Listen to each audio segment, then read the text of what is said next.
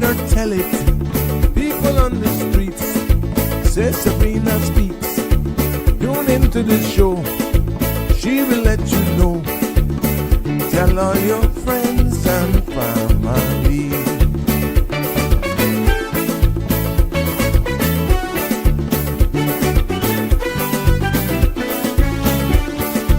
Real talk is no joke. You get the news straight up from grassroots and concerns. You can hear with some people gone. So tell all your friends to tune in to the Good evening, show. Cayman. I'm Sabrina Turner, and welcome to Sabrina Speaks, your daily dose of clarity, truth, and community insights.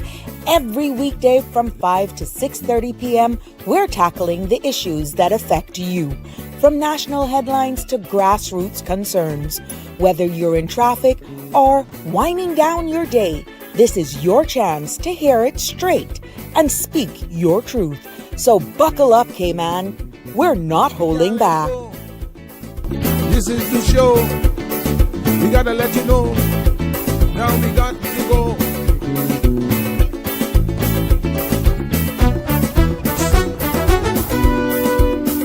And now here's Sabrina.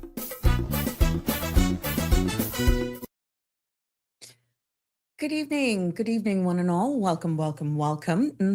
Cayman Islands to our Sabrina Speaks family, near and far. Yes.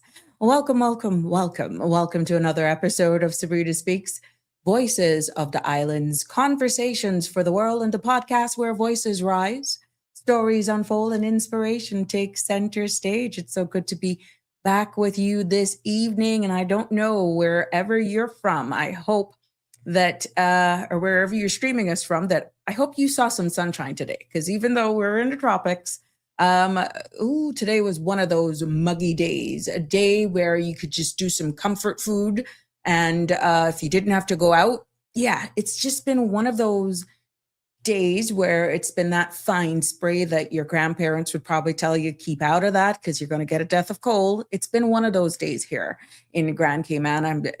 Comment below if you're from the sister islands. Let me know what your weather has been like.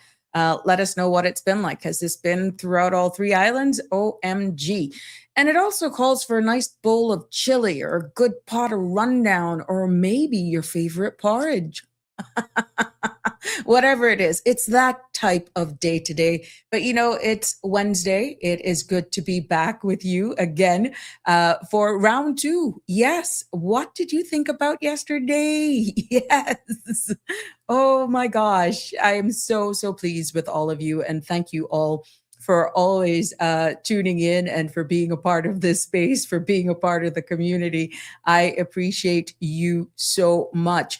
But before we drive into tonight's continuation of our Vision 2008 discussion, if you didn't know or caught on to what I was trying to say, I wanted to pause and really honor something truly special. And what I'm talking about is yesterday. Yes, Alfred gifted his, this, I would say you got to call it, he gifted the country a moment yesterday. He gifted this country a moment yesterday evening with his poem, Who Your Mama Is. And it didn't just entertain us. I felt that it anchored us because it brought you back to the olden days where you could see each other sitting in church, where there was no air conditionings, all the windows were open. You could hear those fans, or you could just see them. It took me back. It carried us back to a Cayman of let's put it into perspective now, of Iron Shore mornings and kitchen smoke, and you could hear the church bells ringing in the distance on Sunday, and elders wisdom sharing as well, and a community that knitted together by pride, simplicity, and just belonging. But let me tell you something. I swear those persons from back then, what we got is a modernized WhatsApp and social media. They had that locked down. They had that locked down before even telephones. But anyhow, Alfred, your words reminded us that Caymanian culture is not nostalgia. It is our identity. It is. And It is the compass that tells us who we are, even as the world around us changes. And, for that grounding, I want to honestly, from the bottom of my heart, I want to thank you. And I'm quite sure on the rest, from the rest of all of us here on the Sabrina Speaks, I see it. They want to thank you as well. Yes, thank you from the bottom of their hearts. The love is definitely being poured out here today. But Cayman, that grounding is exactly why tonight's conversation continues and why it matters. Because when we talk about Vision 2008, we're not just reviewing a document. We're actually examining the promises, the plans, and the pathways that were meant to guide our very own future, and the people are actually speaking. We see it here, we feel it here, we hear it in your voice. And definitely, Miss Anita asked a poignant question that echoed across the comments yesterday. What do we have to do so that this administration will update this document? That is a profound question. And she wasn't alone, to be honest, based on the sentiments being shared, even after the show. Caymanians come across the islands are asking straight across, are asking for and hoping that our current members of parliament for clarity and direction and definitely accountability. And that's why we must continue this breakdown of the Vision 2008. It's not to divide, but to understand. So let's just get that clear. It's not to blame, but to illuminate. Yes. And it's not to dwell on the past, but to chart where we stand in 2026 and just simply do a comparison and where we expect to go next, because that is definitely on the forefront of a lot of our minds. So tonight I ask you to bear with me so that we can pick up where we left off of Vision 2008 in our part 2 segment of Sabrina Speaks. And let us talk about what is planned, what was missed, and what the people continue to call for. Because at the end of the day, understanding our past is a first step to building a better future. And that should be the anchor that navigates us through this evening's episode of Sabrina Speaks. So I welcome you to join in on the conversation. Feel free to call me on 345-936-8255. Also, you feel free to WhatsApp me there on that line as well. Share your thoughts and your voice. But remember, the content you're about to hear, including any discussions or opinions from myself, guests, and or participants, is intended solely for general informational and entertainment purposes. It's not a substitute for professional legal, medical, or financial advice. So I encourage you to consult with a qualified professional regarding any specific concerns. Bridge Media Limited and all its affiliates disclaims all liability for any decisions or actions taken in reliance on the information presented. Yes, yes, yes. Good to see you all. I see you. You coming in. Strong and loud too. Yes, sharing the love. Now, really, let's see what's happening in our weather. For those of you who love it, for those of you who are like, not for me, over it. We want to pack up for Easter. Let's get ready. It's time. It's time. It's time. Well, here, compliments of the Cayman Islands National Weather Service. Here's this evening's weather forecast. The synopsis calls for a surface trough that will continue to hold its influence on the weather pattern tonight, resulting in the chance of some showers. Moderate to fresh winds, along with moderate to rough seas, are expected across the Cayman area today as a high-pressure system continues to tighten the pressure gradient over the Northwest Caribbean. A slight decrease in winds and seas are expected from tomorrow as the high-pressure system drifts east into the Atlantic Ocean. A small craft advisory remains in effect for tonight and will be discontinued for Thursday. Radar imagery shows some showers in and around Cayman area drifting towards the northeast. The forecast for tonight is calling for cloudy skies with a 40% chance of showers. Temperatures will fall near the mid-70s. Winds will be east to northeast, 10 to 50 knots with higher gusts. Seas will be moderate to rough with wave heights of 4 to 6 feet. A small craft advisory is in effect for Grand Cayman. Small craft should exercise caution over open waters, especially along the north and east coasts. Within the reef and sheltered areas, conditions are generally less severe, but operators should continue to exercise discretion as localized choppy conditions may still develop.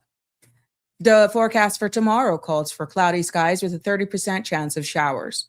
Temperatures will rise near the low to mid 80s. Winds will be east to northeast 10 to 15 knots. Seas will be moderate with wave heights of 3 to 5 feet. There will be a low tide this evening at 10:13, a high tide tomorrow morning at 5:28, and another low tide at 11:49 a.m. tomorrow. Sun will set this evening, doubt if you'll see it, at 6:36, and sun will rise tomorrow morning at 6:24. The outlook is called for continued cloudy skies as moisture continues to linger across the islands with moderate winds and seas through Friday. So that's pretty much what's in store for our weather. And I am hoping that for all of you who are making plans and marking your spots, that you can plan accordingly. This looks as though it's going to be around us for at least the next 24 to 48 hours. So keep that in mind. Hey, everybody. I see you coming in, Damien. Connie Bonnie, you're there. I will definitely get to you, but you know how we do it. We got to do a little housekeeping first. Yes. You know how we do it here. But we are going to just turn it over to the news. Yes. Let's see what's making today's news segment. And let's start with Definitely Home. Yeah. The Customs and Border Control Service has repatriated another group of Cuban migrants. According to Cayman News Service, 8 migrants have left, of 5 men and 3 women have been returned to Havana on Friday, the 21st of March. CBC has confirmed that these individuals were the same migrants who landed in Cayman Brac on March 6 after arriving on a makeshift vessel. They were processed and held in CBC custody before being escorted on Cayman Airways back to Cuba. Now, this latest operation brings the total number of Cuban migrants repatriated so far this year to 28, while 17 migrants remain in CBC custody as further arrangements are being made. More on local news this evening. This weekend, if you love a good bargain or you're hunting for something unique, Customs and Border Control is opening their doors and its warehouse to the public. Yes, the Cayman Islands Customs and Border Control Services will host a public auction this Saturday, March 28th, featuring a wide range of undeclared and seized goods. The auction runs from 10 a.m. until 2 p.m. in the parking lot of CBC headquarters at 42 Owen Roberts Drive in Georgetown. Now, the items up for bids includes electronics, clothing and shoes, office and school supplies, automotive parts, accessories and tools, cosmetics, beauty and fashion items, home and health and fitness products. Now, CBC reminds the public that all sales are final. Everything sold strictly is as and with no warranties, refunds, or exchanges. Payments must be made immediately at the time of purchase using cash or approved card methods. Now, successful bidders must also remove their items right after purchase. So if you're looking for that big steal, you know where to go this weekend and what's happening. Yes. I don't know about you guys with bidding, but I don't have any luck whatsoever. Let's keeping it more on the local front, because as we inch closer to another hurricane season, 2 of Cayman's most trusted emergency partners are calling on the community to step up. Hazard Management Cayman Islands, together with the Red Cross, is hosting its annual shelter training session next month. And they're inviting current volunteers, shelter managers, and anyone interested in supporting emergency shelters.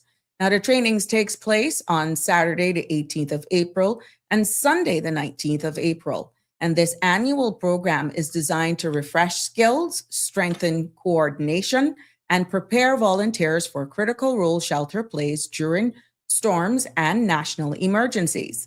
Now, anyone who is already part of shelter operation or those who want to get involved for the upcoming hurricane season is encouraged to register online.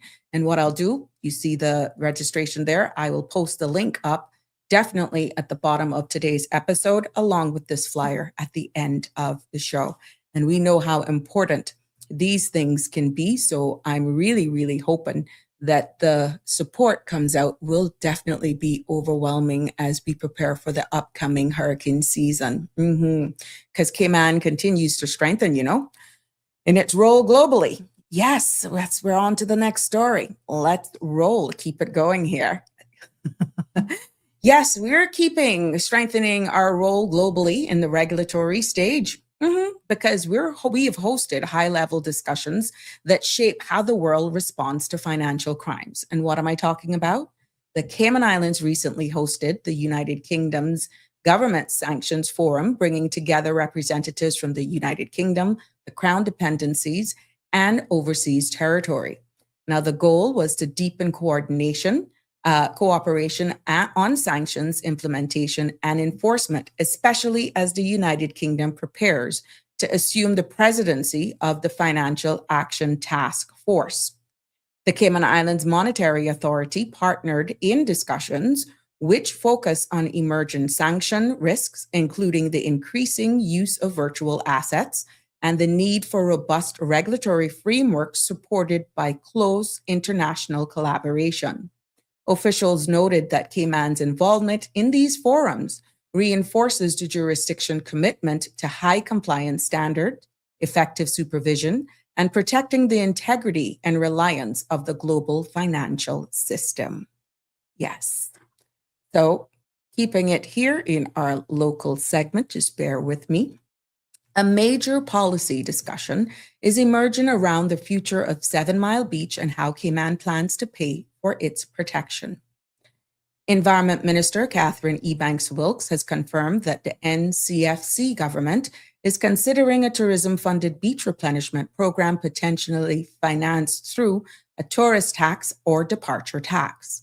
The proposal comes as erosion along 7 Mile Beach continues to worsen, driven by climate change, rising seas, and decades of coastal development. The minister told Parliament that Cayman will face a continuous need to re-nourish beaches in the years ahead. However, she did not address whether the government plans to require managed retreat for beachfront properties or introduce more sustainable setback distances from the high water mark. Two measures environmental groups have long advocated for. The idea of dedicated funds signals a shift towards long-term coastal management, but the details, including cost, implementation, and the role of private beachfront owners, remains open. We will definitely keep our eye on this and definitely bring you all of the latest as this story continues to unfold, because for some reason, I feel this is going to bring a lot of public discussion moving forward. Let's turn our eyes and our attention over to what's happening in our region, yes, and internationally as well. But I promise you, we'll keep following it. A major debate this evening is unfolding in Jamaica over public beach access to the island's beaches. And the government is pushing back against claim that new policies are eroding long-standing rights. Jamaica's Minister of Water, Environment and Climate Change, Matthew Samuda, has rejected arguments from an environmental advocacy group that the country's new beach access policy is stripping away Jamaicans' right to access the shoreline. The advocacy group has raised concern that the updated policy could limit beach use of beaches, especially in areas where private development is expanding. Minister Samuda, however, maintains that the policy does not remove public rights. Instead, he argues that it is aimed at clarifying regulations, improve management of coastal spaces, and ensure that access is handled in a way that balances environmental protection, public use, and responsible development. Now, the debate highlights ongoing tensions across the region, including right here at home, about how governments can protect natural spaces while also managing tourism, private investment, and environmental sustainability. Also, in other news out of Jamaica today, The government has adjusted its approach to taxing sugary drinks after strong pushback from industry players. Jamaica's finance minister, Favla Williams, has announced a revised special consumption tax on sugary beverages, shifting from a volume-based tax to one based on sugar content. The update rate is set at 22 cents per gram of added sugar and will now take effect on May 1st instead of the original April 1st start date. Minister Williams told Parliament that the 1 month delay is intended to give manufacturers and distributors more time to prepare for the new system. Now, the revision follows significant industry backlash, with producers arguing that the initial structure would have been too burdensome and could disrupt operation. The government maintains that the tax is part of a broader public health strategy aimed at reducing sugar consumption and tackling non-communicable disease. That concludes our Caribbean segment. Let's go to the United Kingdom. In the United Kingdom this morning, His Majesty the King paused the usual rhythm of royal duties to honor extraordinary courage. His Majesty held a special investiture ceremony at St. James Palace, recognizing individuals who demonstrated exceptional acts of bravery. During the ceremony, the King presented several of the nation's highest gallantry awards, including the Distinguished Flying Cross, the Air Force Cross, the George Medal, the King's Gallantry Medal, and King's Commemoration for Bravery. These honors were reserved for acts of remarkable heroism, often carried out in dangerous, high-pressure, or life-threatening circumstances. And today's recipients represented the very best of public service, courage, and sacrifice. More in UK news. Yes, a historic moment in the Church of England today, and Prince and Princess of Wales were front and center to witness it.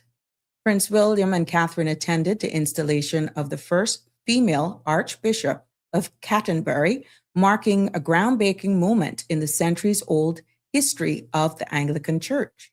The ceremony drew senior clergy, dignitaries, and members of the royal family, underscoring the significance of this appointment. The new Archbishop's installation represents a major step forward for gender representation within churches, which has been steadily expanding leadership opportunities for women over the past decade. Now, their Royal Highnesses' presence added symbolic weight on the occasion, highlighting the monarch's support for this historic milestone. And as we take it over to the US, because I know lots of you will be traveling, yes, airports across the US are in gridlock today as TSA struggles to still keep up with security lines moving. And travelers are arriving up to 6 hours before their flights. Now, that's not delay. That's a system failure in real time. TSA points to staffing shortages and equipment issues, but within the lines wrapped through terminals and flights leaving half empty because passengers are still stuck at security, the problem is bigger than excuses. Air travel is essential infrastructure, and right now it's buckling. If this is spring, summer could be a crisis if it continues, and travelers are doing their best to adapt. But the system responsible for moving the country needs to adapt faster, is what officials are saying. Yes, and last but not least, we want to definitely take a look at what's happening in our markets, because global markets are on the edge today as economists warns that the economic fallout from the Iran conflicts is pushing recession risk sharply higher. Economic pressures from the ongoing Iran war, especially rising oil prices and fears of renewed inflation, have led several major financial institutions to warn that a recession is now a real threat. According to Moody's Analytics, recession odds have climbed to 48.6%, with chief economist Mark Zandi calling the risk uncomfortably high and is on the rise. Goldman Sachs has also raised its recession probability to 30%, citing higher oil and inflation forecasts. Other analysts warns that if the conflict worsens or persists, inflation could surge towards 5%, and oil prices could reach levels that historically trigger downturns. Now, some experts say oil averaging $125 per barrel could push the United States into a recession, a scenario they now consider plausible given the current situation. Global analysts echo the concern. BlackRock CEO Larry Frank warned that soaring oil prices could lead to a steep and stark global recession, especially if Iran remains a threat and energy markets tighten further. Now, the Strait of Hormuz, a critical choke point for 20% of the world's oil, remains a major vulnerability. Energy experts say that a prolonged disruption there would mount to a guaranteed global recession. Now, last but not least, for today's edition of the news on Sabrina Speaks, we come back home. We love celebrating young Caymanians who are shining on the world stage. And today we have a remarkable achievement on to highlight. Yes, Cayman International School, Zaria Mahid, a grade 11 student, has been awarded a Young Leader full scholarship to attend the Yale Young Global Scholars 2026 program. Zara was selected from a global applicant pool of more than 14,400 students, with only about 10% gaining admission and even smaller number receiving full scholarships. Her acceptance reflects outstanding academic performance, dedication, and clear drive to excel. Now, the Year Young Global Scholars program brings together students from around the world for an initiative, collaborative academic experience, and participants explore a range of disciplines, including STEM, social science, humanities, and cross-disciplinary studies. CIS and the wider Cayman community are celebrating this milestone and looking forward to all that Zara will accomplish through this prestigious opportunity. Now, ladies and gentlemen, I felt that little Zara, I have been following her for quite some time. This is the kind of story that fills me and should fill all of us with hope when, one of our young people rises to the top of the global field, not because of privilege, but because of her hard work. And this young lady, I know for a fact, has been consistent. Her intellect and definitely her determination. And it definitely shows us and reminds us what Cayman's next chapter and our next generation is capable of. So Zara's accomplishment is just not personal. Yes, it is a reflection of the talent growing right here at home, and it deserves every bit of recognition. We applaud you. We congratulate you. Yes, and all the best to you. I'm looking for even more things to come from you, Zara. Congratulations, my dear, and all the best from all of us here. Happy birthday. Go out to Susan Watson today. That concludes the news, but we got to go straight into birthday shout outs. Susan Watson is celebrating a birthday. I think I saw something with Natasha Bunton's brother too, right? Mr. Bunton, yeah. Happy birthday to all of you. We wish you all the best here from all of us on Sabrina Speaks, and to all of you celebrating anniversaries as well. And for all of those who are feeling the loss of a loved one, our sympathies, thoughts, and prayers as well go out to you.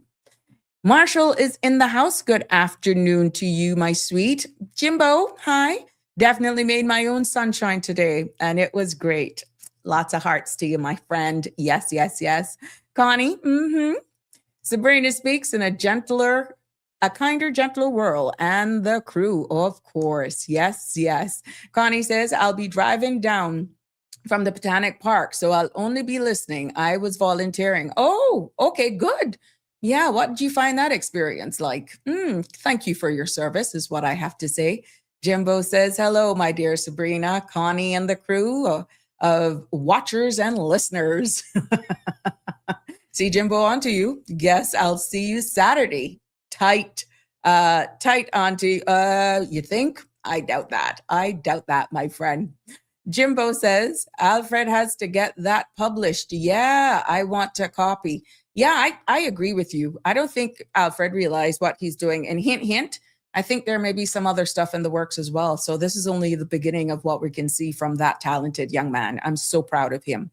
Hi, Andrew. Good to have you in the house. It's good, good, good.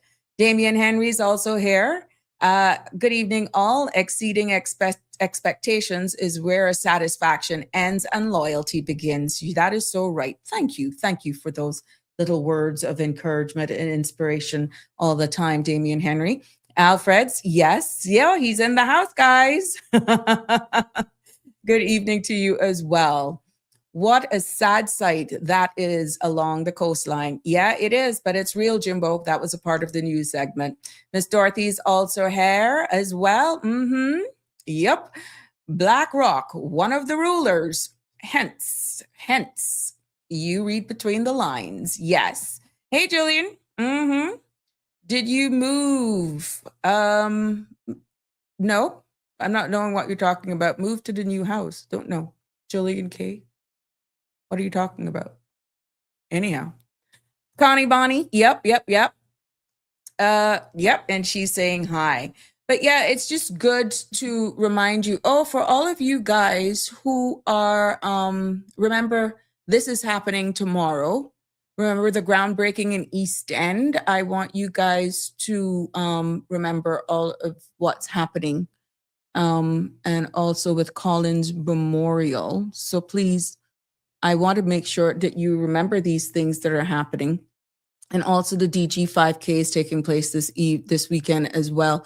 Just so much going on. But just for those, this is a reminder. Oh my gosh, I hope the weather holds up again, because the groundbreaking for the George Dixon Park in East End is supposed to be tomorrow at 1:30. But based on the forecast, let's hope that the weather holds up again. But if anything changes, we will definitely make sure that we keep you abreast of what's happening there and keep you in the loop with all that's happening as well. So I want to make sure that you remember that. Okay. So if there's any updates on this groundbreaking again for tomorrow, I will definitely let you all know what's happening here in our community. And also the memorial service for our Mr. Ormule is going to take place on Saturday, March 28th at 11. And that's going to be taking place at the Red Bay Church of God Holiness on the Lord's Way, Selkirk Drive in Red Bay. So yes, I want to make sure you remember that. And also the DG 5K registration. So remember that's also taking place. And for all of our Caymanians who want to do the government scholarships, that is also something that you can take advantage of as well. And that deadline is April 30th. So you may think you have time, but please do remember that time flies quickly, and that you should, if you have an interest, making sure I don't miss anything here. If you have an interest, make sure that you do it. Oh, here we go as well. Yeah, we got this one as well. This one popped up. And the CIG Summer Internship Program, apply by the 31st of March, and you go to careers.gov.ky should you want to be an intern in this year's program. So I think that concludes what we have to do as reminders for this evening. But this one now, I have to keep a close eye on this for you guys. I got to keep a close eye on this just in case they may have to postpone again. But as soon as we get it, we'll definitely share it with you. Yeah, there we go. So welcome, one and all. Annie's in the house. How are you, my sweet? It is so good to see all of you. And of course, the phone lines are open, so we welcome your participation.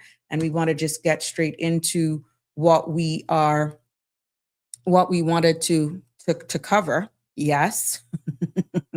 So we want to turn the pages now, and we continue with this breakdown of Vision 2008. And at any point in time during the discussion, please feel free to call in and give me your opinion, weigh in on it. Feel free to comment. Please remain respectful with your opinions as well. That even includes when you call in. That's all I ask, because this is just not mine. The conversation and the importance of breaking this down is really ours. So I said, feel free.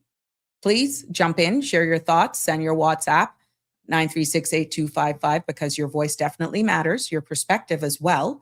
And all I ask for you to do is to keep your comments and contributions really respectful so that we can here to elevate this conversation, educate ourselves, learn in this space together. So let's go. Yesterday, we left off on getting into the environmental pressure that is into the Vision 2008.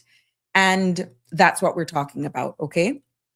And in that document, the plan, which is what I thought that news segment about this coastal erosion, let me grab that image again to just let it hit home, because this was being discussed from 1999, and came to fruition in 2008. Yes. Hey, Live Happy. How you doing, my love? Welcome, welcome.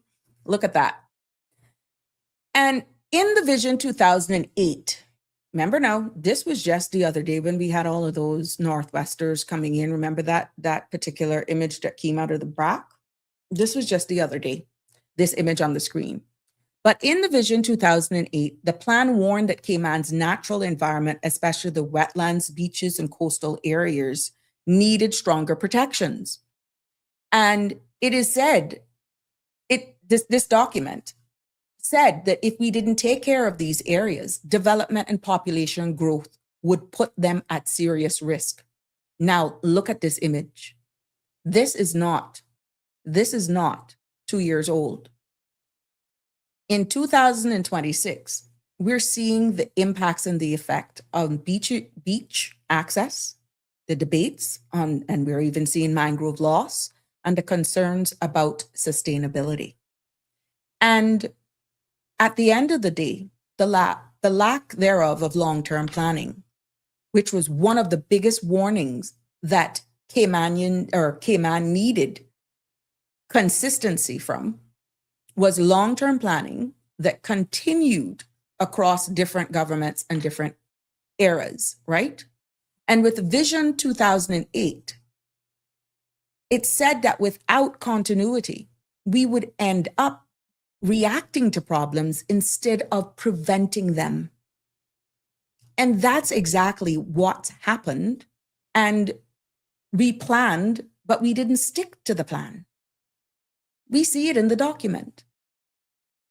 Another thing that was highlighted as well, because of exactly what we see here, was a highlight at that time of over-reliance on tourism and finance. Can you imagine? In 1999, we were talking, and included in this document was a subheading that carved out over-reliance on tourism and finance. And the plan also pointed out that Cayman's economy was too dependent on those two main industries. And what that document said is that it encouraged that we should diversify so that the country wouldn't be vulnerable to either sector should they be slowed down. Nobody saw COVID coming. Nobody see what's happening right now coming, but it's very relevant in 2026. And this is Vision 2008 that was being talked about in 1999. And hence, when you look at where we are today, we are still relying heavily on tourism, finance, and we saw during the pandemic how risky that can be. We hear the stories from persons in the tourism sector, even now, that are feeling the impacts, they say, because of not having a cruise berthing facility or proper facilities that we can welcome in bigger cruise ships. Now, that's a whole different discussion. What I'm saying is you hear the stories, right? You hear the stories. But do you remember, I got to throw this out because I'm getting some of you who are aware, who recall very clearly about this Vision 2008. But if you can jog your memory, was it really loud back then, or it was just something that you just left to the leaders, if your memory, and it all depends on your age as well. because we have had reflective stories that are being said here. Alfred said he remembers it quite well in school because he dreamed of a bridge going across the North Sound.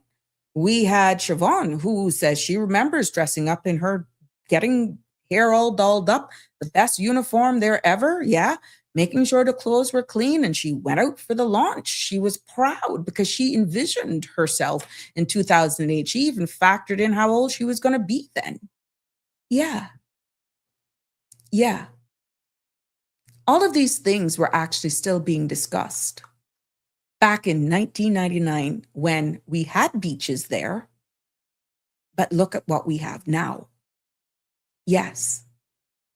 Another segment as well into that breakdown was that it spoke about transportation and the prediction, when we look at it today, that has borne fruit and has come to life. Yes. In the document of Vision 2008, it said traffic would become unmanageable. They didn't say if, may, might. It said traffic would become unmanageable. And the said document warned that if Cayman didn't plan ahead, that traffic itself would eventually reach a point where the roads simply couldn't cope. We see it even today with all the roundabouts. We have so much roundabouts now. Yes, it's true. Roundabouts in a roundabout. Make it make sense. I'm no engineer. Yeah. But back then, the signs were already there. They saw more cars, more development. I'm quite sure they could see at that time how much developments were going through planning, exactly the numbers at that time. They saw where, at the end of the day, the same old road system network that we have just would not be able to cope. And today, in 2026, that prediction has come true. And we see where traffic is one of the biggest right now frustrations for people living and working here in the Cayman Islands. Yes. Public transportation, again, part of this whole infrastructure under these pillars needed modernization. It was cited in the document. And the plan said that Cayman needed a reliable, structured public transport system, and that in itself would help reduce the number of cars on the road. Remember why they said they wanted that, right? But it wasn't about replacing cars at all. No. It was about giving people options. Listen to that. We have no other option right now based on what people are saying about the system, public transport system. People would prefer to be in their own vehicle. But guess what? Until recently, we were using the same road network systems. You're seeing right now in Barbados, where they're considering what we call highways, overpass, they call it flyovers. Yeah. To the point where now they are highlighting gridlock in Barbados. And they're bigger than us, of course. But what they're seeing is their infrastructure. And right now, what their only solution right now is actually for critical areas is to do what we call highways, overpass, flyovers is what they have them branded. I highlighted it here in the news segment. Yeah. But here we are in 2026, and public transport still almost looked the same as it did decades ago. I can remember Bobo in his bus. Yeah. And we know for all of you who want to go back Cayman, Chikaliki.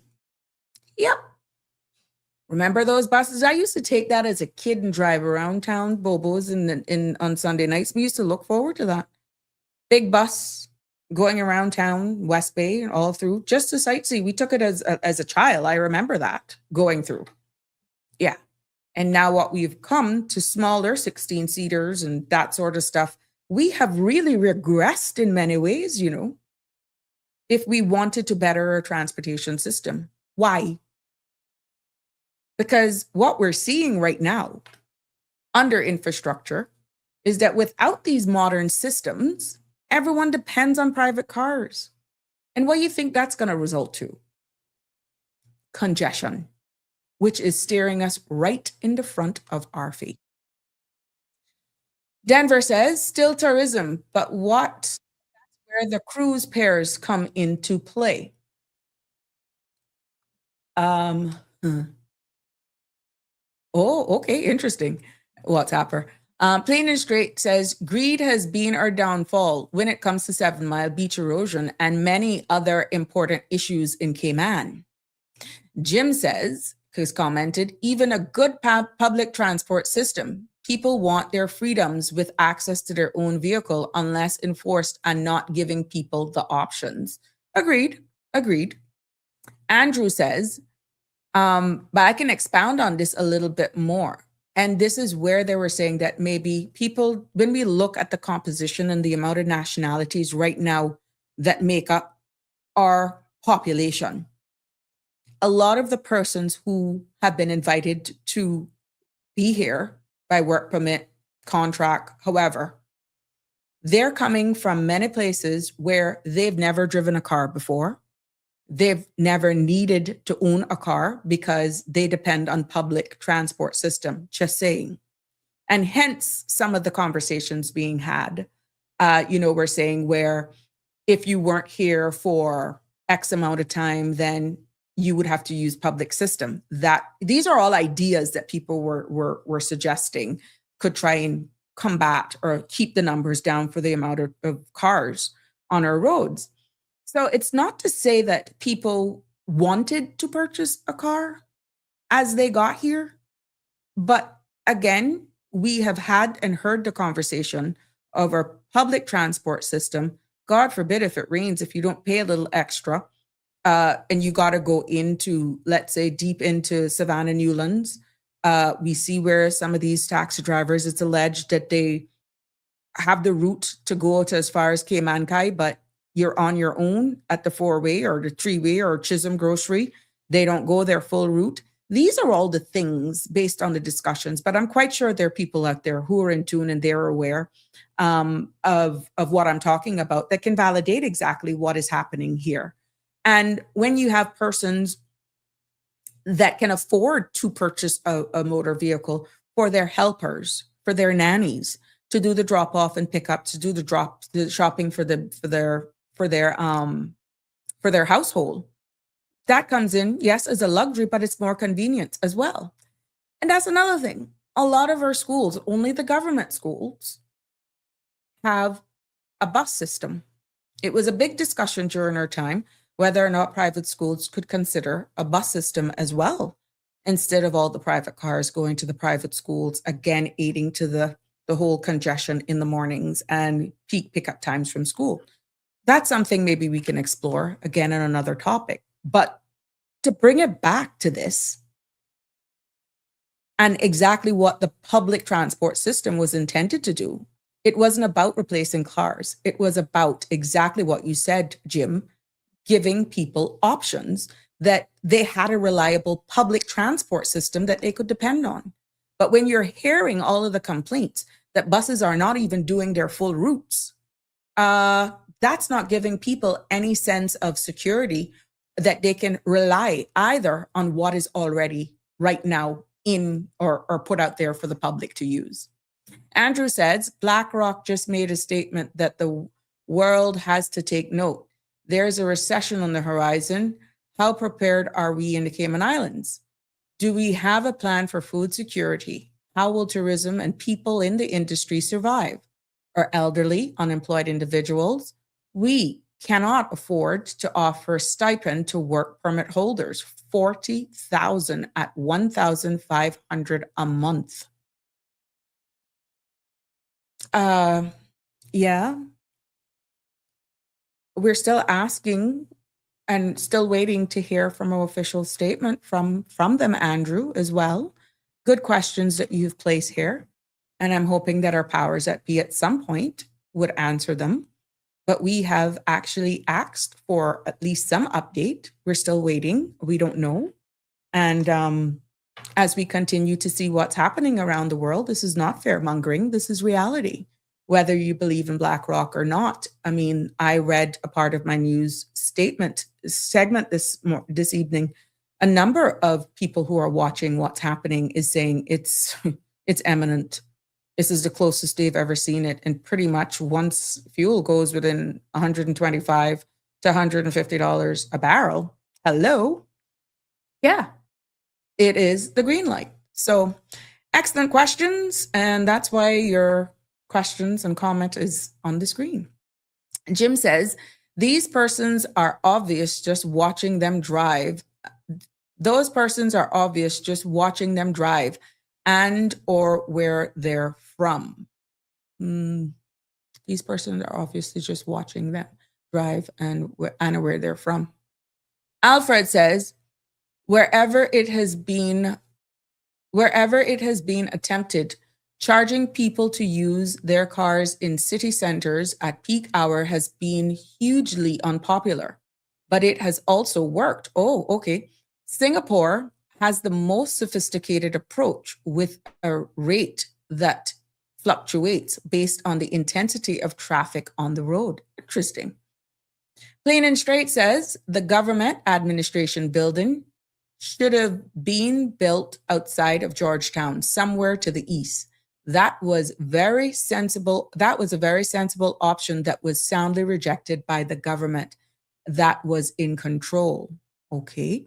Alfred says drivers are charged through an in-car unit with a cash card that automatically links the overhead electronic road pricing platforms equipped with sensors and cameras.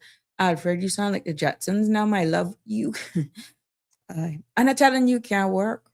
But we just need to get a statement. Excellent ideas. And I know that there's one gentleman, if not two, that I know for a fact had an entire system, public transport, road networking as well system. I know that for a fact. And it didn't get anywhere. Didn't get anywhere. Yeah. Theoretically, Cayman could charge commuters $5 per car for entering a designated area around Georgetown between 7 a.m. and 9 a.m. and 5 p.m. and 7 p.m. The approach could be tailored, for example, by exempting vehicles carrying more than one person. According to a Compass research suggests 85% of rush hour journey is in Cayman are taken by solo car users. But it is alleged that a lot of the businesses that are in central Georgetown have actually outgrown their space and they're moving to another location. So are we designing something that is taking the traffic all in one particular area? Maybe in the next 3 to 5 years, the congestion will not be in Georgetown. Will it be spread out evenly or just relocated to someplace else? That's what you need to keep an eye on. Yeah. Yes. So where we're focusing on central Georgetown right now with all the beautiful revitalization, will that become a ghost town at the end of the day only for some national events, or will everything be going in one direction? I'm just asking the right question. I'm just asking, what's your opinion on that? Marshall says Vision 2008 had a lot of sound good information and suggestions that if it was implemented, we wouldn't have been in the condition the country is in now with traffic, population, beach erosion, and etc. But it was shelved and it just there collecting dust. You know, Marshall, I could be honest with you, oftentimes I've heard it mentioned. What I haven't heard is exactly what Miss Anita asked. What do we have to do to pretty much press this administration to update this document? Because obviously you've highlighted a lot of things that is relevant to today. All of the research in preparing for going through this document with a comparison of what we're experiencing today is aligning that it's still relevant today, even though subtle changes, population size and all that sort of stuff may have changed, and not may have, but has changed in an upward direction, meaning more, it's still relevant today. And we're seeing the negative impacts already. So it's not like you would be starting from ground zero. You wouldn't, because this would be the foundation for it. Jim says, and offering WO, I guess that's work permit holders, $1,500 a month would take them very far, wouldn't take them very far. They would have to be sent back to their own country. I don't know how we can navigate this. God forbid if a scenario like what Andrew pointed out plays out again, understanding the current need, and this is something that's happening all over the world. I mean, when you're seeing European countries right now that are feeling the impacts, we've gotten reports out of the Philippines. CMR had a story, I think, posted on it yesterday, where they themselves are having trouble with their planes doing the long hauls, and pretty much even within their area of the Philippines traveling, they have gotten word that if you fly here, make sure you have enough fuel that you can carry yourself back. Now, that's an easy workaround, and I'm paraphrasing. That's an easy workaround for a short term, but it's not something for the long term. But he did actually say, the gentleman that I saw a video on was saying, it is not sustainable because they're going to have some serious problems with the long haul flights. So I say all of this to say, going back to their own countries, they may not be able to get back there because we're already seeing where within their own countries, using the Philippines for an example, they're already having issues. Same thing with Hong Kong. Same thing with India. Yeah. They're already having domestic issues.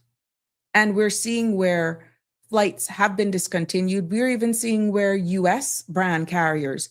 There's a story as well out on Royal Caribbean cruise ship that they have changed 20 of their itineraries, and people now who may have booked on if you've got a cruise on Royal Caribbean, you may want to check your email or to make sure that you're not one of those itineraries that have been impacted. But that only brings to question exactly what you stated here, Jim. God forbid if anything was to happen, some of these people may not be able to get back to their own home. What will be the plan then? We're got to take care of our own. We see where our numbers are high. Caymanians are saying we're left out. They're taking care of foreigners better than they're taking care of their own. Yeah.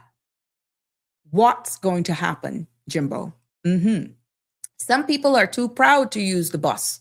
True, some of them have never, ever used a bus, Keith. Some of them, unless they've gone to the States or they used a tram to go to Magic Kingdom or Epcot or something, or the monorail type thing to go to one terminal to the other. But to say use public system, no. Or they're going on these tours on trains and that sort of stuff, but they would never be caught dead in their own country using public transport. Yeah. That's no lie. You can say that in their own home, but I bet you if they go to New York and other US states, they have no other choice sometimes. Chicago. Yeah. Other parts of the world that they may go, they may use it. Yeah. Even in Orlando. Because, not all of us go far. But we do have some that go beyond the US and go to other places. So it's interesting. Maybe even in Panama. Andrew says, plenty of those cars are unlicensed, uninsured, and are owned by work permit holders. Congestion and bad driving by those work permit holders. It is alleged for true. And I think there was a general question or some FOI that was made in regards to the amount of motor vehicle accidents that were being had on our streets, to break down what nationalities were actually involved in a lot of these accidents. And I think that goes back to exactly what you're saying, Andrew, with trying to identify where the problem lies, whether or not it's our own or whether or not it's those who have never driven a vehicle before because of where they're coming from, but because of circumstances here, they are forced to learn very quickly in order to do their jobs or to get around back and forth as well, which leads into the whole into the same document, Vision 2008, where it highlighted that roads needed long-term planning. Yes, because in Vision 2008, it stressed, it was very clear in that document that roads didn't and shouldn't be built only to fix the problems then, but they needed to be designed, can you imagine, for the future. I think what we need to do is to really get an idea or to see who's alive today. Siobhan mentioned it, of who made up that, was it 250 persons who really put this document together, because they were true visionaries. We really need to dig deep into seeing exactly who were the persons behind all of this. Because in the said document, it says that they're not talking about the then, they're talking about designing for the future. And that meant, in that time, planning years ahead and not reacting when things got bad. And here we are now in 2026. Most of our road projects are still just there. We're just widening roads, but they're already overwhelmed. We're seeing where the desire for the bike lanes, and I see the plans for wanting to go east with the extension of that of the bypass, and they're trying to introduce additional things as well. Good. At least that is putting a step in the right direction in making sure that we can look down the road. But now the hurdles are making sure we're doing it safely, making sure that we're not causing other issues with flooding and all that sort of stuff. And we can see that the conversations are being had with preserving some of the wetlands and sensitive areas as well. So it's all of this balance now that we're weighing, while we admit there is still a need for better and improved infrastructure that was talked about. And there was a vision that we would end up in this problem for 25 years, if not longer. Alfred says, if we had had a reliable transport system where I know a bus will be at stops every 15 to 20 minutes, I would leave my car home. Too many idiots are on the road. I tell you what, the rate prices could go up. No, we could wish we had it. I'm just hoping that it proves otherwise. As I sit here actually manning this post, I really hope that it's not as grim as what is really on the doorstep right now. Miss Anita says, sadly, it seems that our various governments over the decades suffer from the same aspects of ADHD, having great difficulty in terms of accomplishing what needs to be done in relation to long-term planning. I don't know if it's ADHD, Miss Anita. I think there is just so much, and this is speaking from a very short experience. There is just so much to be done. You're trying to get it done, speaking for myself, in your time that you're there to make a difference. And the desires of your administration, the desires of you being a responsible minister, does not necessarily move at your pace, because you're not the engine. So I could have a Bugatti, but a Capento engine, if you kind of get where I'm coming from, without being at all dismissive or rude. It's just a fact. I am doing my best to be respectful. And when we can get the necessary processes, the right skill sets in some of these ministries, the amount of resources, and the willingness that they also buy in to the vision in order to produce at pace, we may begin to see a difference. If they are not invested or otherwise, it could appear to be ADHD. Not putting all the blame on the elected arm, because what we see change in priorities, if this national plan is something that could set the trajectory moving forward, and a commitment is given not only by the operational arm, but current sitting administrations and those who aspire to be one day there, that this is going to be the foundation and we keep adding on to it, I think we'll be a better place. But at the end of the day, you cannot go any faster when, as you said, various governments, and I'm thinking you're saying elected arms, are not the ones responsible for executing at the pace in which our people expect us to deliver. And let me confirm, I speak from my short time in that role. You know what you gave when you were there. That's not the said environment anymore. And that is where we honestly need the collaborative approach. We need the support of all of them.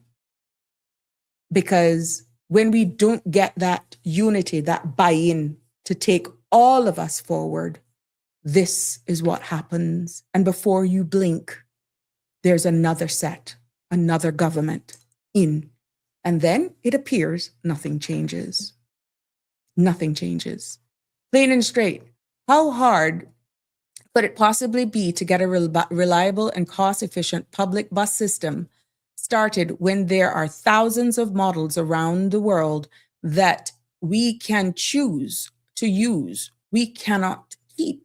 Plain and straight, it takes political will and funding. And I know for a fact, under my administration, I think the Minister of Tourism, I stand to be corrected, he was in the same position then. In many of his trips, he actually looked at all these things and looked at sustainable way of improving our public transport system. But again, it had to be funded. And that's where the political will came in. Ms. Rose, good to see you. Good evening to you as well.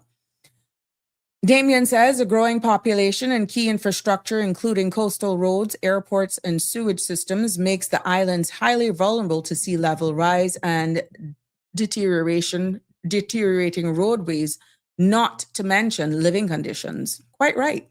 Plain and straight says trying to reinvent the wheel every time that we are trying to put something in effect. Yeah, but you see, if we could have this national plan and a vision of like 2008, just modernized, but remains the bedrock of where all of the people of the Cayman Islands says, now this is where we want to go.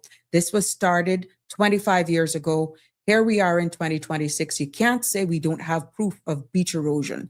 We can't say we don't have proof of the traffic congestion and the proof that we failed to keep up our road infrastructure, sewage, stormwater management, and all that sort of stuff as we continue to grow. All of these things that were highlighted and cautioned from 1999 in this Vision 2008 document has borne fruit to be a reality. And here we are 25 years later talking about the same thing. All I'm getting is that our people are saying, let's have this as the foundation to do our trajectory as to where we want to go for the future. This is already a start. We see the immigration reform. We see other reforms as we come into the digital era and the necessary infrastructure to keep us connected. We see what SEMA is doing. We see what our schools are producing, but we still yet have that national plan. So this is why people like Miss Anita are becoming very vocal and saying, what do we have to do to get this administration's attention to, let's modernize this. Let's update this, because obviously we got it right in 1999.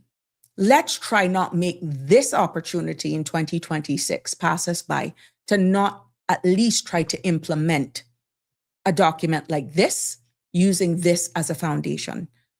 I stand to be corrected, but that's the feedback that I'm getting.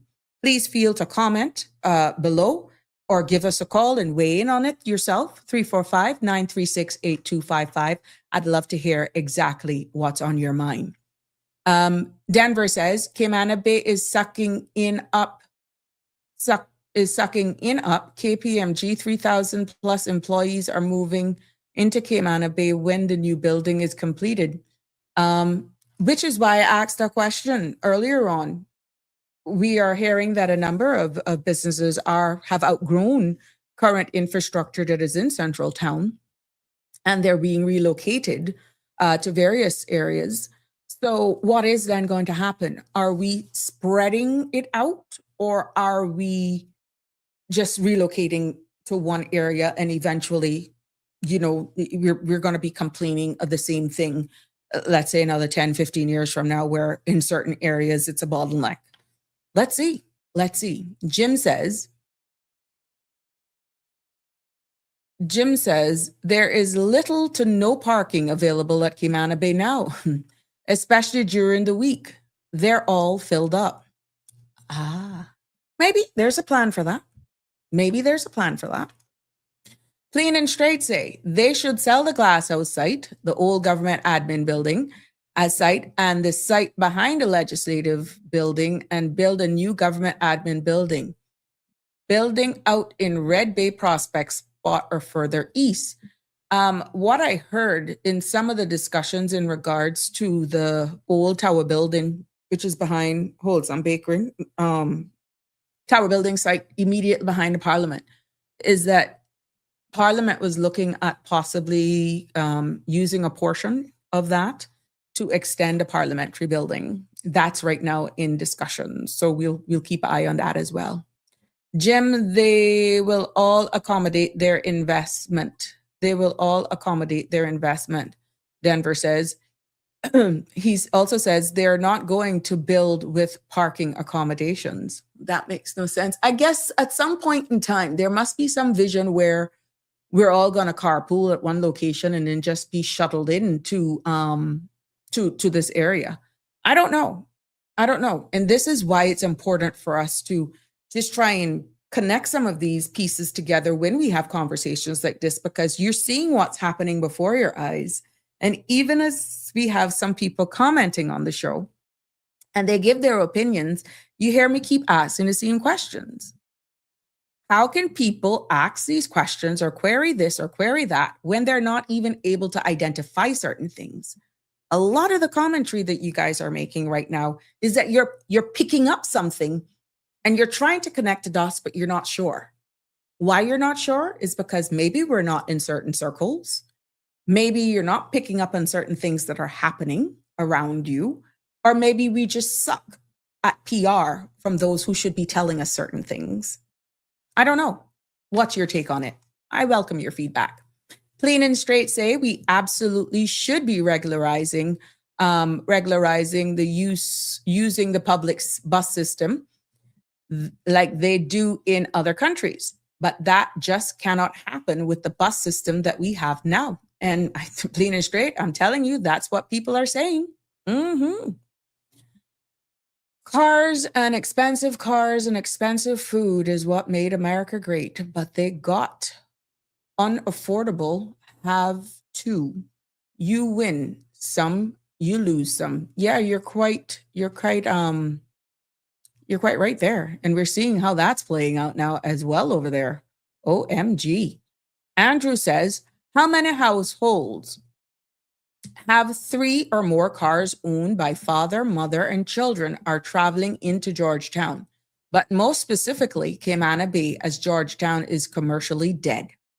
Why not carpool for 3 days out of the week? Conserve on fuel. Plan your activities as a family. It isn't every day that you need to go and do personal chores. Saturdays are most chores undertaken, to my observation. You're quite right. And you get it done before 1 o'clock sometimes. I don't know if it's going to be where the demand for services and all that sort of stuff on a Saturday now could consider being extended, because we're seeing where Saturday, we know a lot of the places do shorter hours, but it's not that people don't need their services, because exactly as you've pointed out, that's the day that many of the chores are taken based on your observation. I'm quite sure a lot of people have seen that as well. So for those service providers who actually see a spike in their sales and that sort of stuff on Saturdays, but still close based on tradition, maybe 1, 12, maybe 2 o'clock, a little earlier than the Monday to Friday thing. Maybe they may consider extending their hours on Saturday. Who's to tell? Or it goes back into that topic that we had. Do we see ourselves opening certain businesses or give people the choice on Sunday? Andrew, you see, all of these things all come around for discussions, and it's a delicate balance, culture, tradition, but it boils down to choice. And it also brings down the question, when we're modernizing for the future, are we modernizing legislation that actually builds that into it as well? Jim says, some of these slow drivers causes issues, just as the ones who are heavy-footed. They cause dangerous situations. It's the options of freedom, Jim further alludes. Yes, and Plain and Straight says, the government departments that are renting space all over the place could move into existing government administration building, and the new building could possibly be built somewhere along the exiting east-west arterial. Let's look. This is why it's good. I'm glad that you guys are asking all of these questions and making all of these suggestions and statements.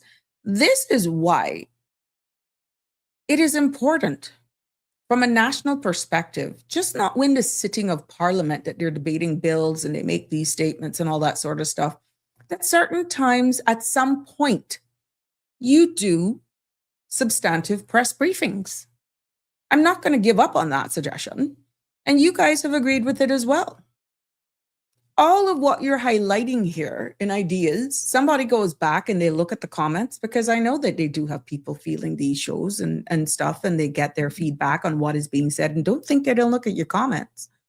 You don't even have to know or have a plan with what you want to say. If you really want to include what the people have to say, you get some sort of a sampling of what discussions are being had based on the comments.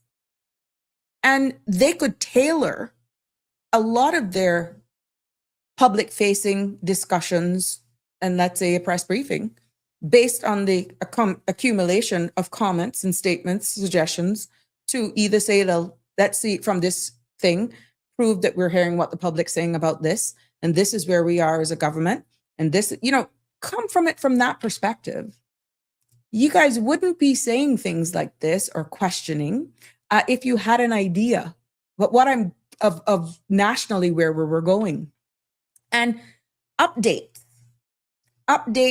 not in silos, but unified. Because one thing, if you want to get people attention, just say the government is doing a press briefing. Let's take hats off to COVID for that one, because people never really used to do these whole things until we were in lockdown. But that respect, calling it a government press briefing, gets everybody's attention, which means you come with something that is nicely structured. It isn't a waste of time. And in whatever you're delivering, it addresses to what semblance, what has been collective from the discussions that have ensued by members of civil society on various platforms. That will show you all and make you all feel inclusive. That's participatory. That's feeling as though you're valued.